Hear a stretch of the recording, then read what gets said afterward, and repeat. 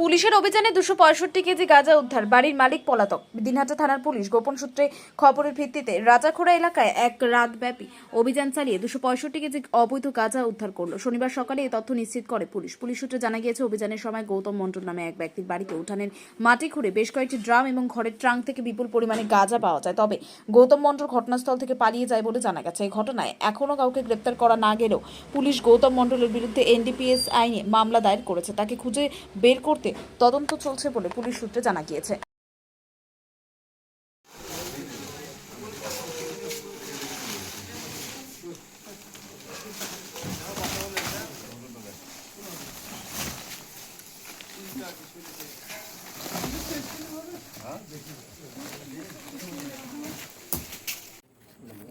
सीधा करो ना।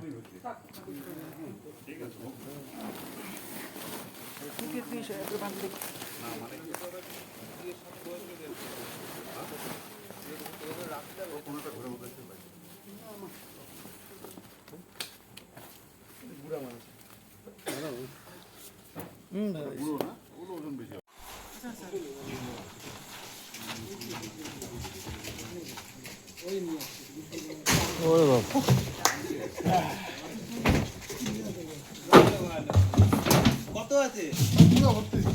মোটামুটি কতটা হবে? মোটামুটি 70 না না